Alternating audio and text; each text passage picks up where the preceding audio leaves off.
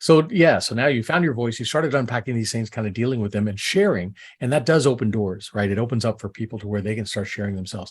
So tell me about who you work with and how you help them.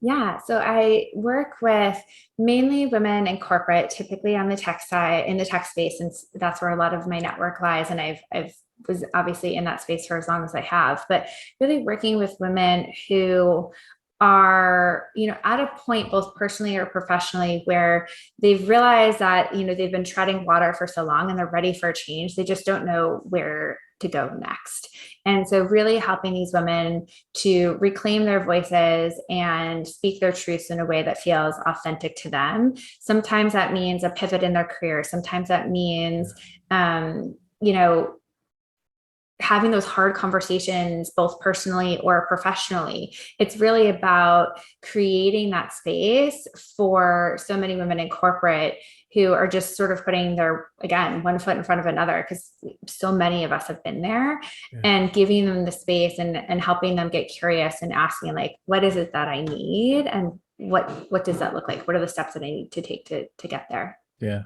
And authenticity can be scary for some people. 100%. It was Yeah. terrifying for me at first. Terrifying.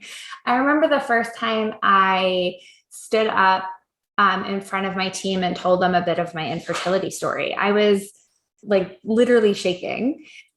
Even though I've been in sales for my entire career, I talk in front of hundreds of people, but really sharing a piece of you is scary. It's hard.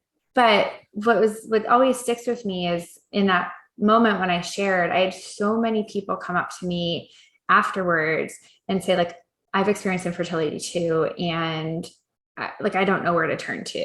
Yeah. Or someone else had actually, his wife had experienced a very similar situation to what me and my husband had. Or even people I've known for years, and they were like, we had no idea. Like, thank you for sharing that. Like, I haven't experienced that, but it shed light on like what it's like to be, a leader at our company, like dealing with this. And so it's those moments of like me too that really were my aha moment of like, we've all had these moments where we felt alone or isolated.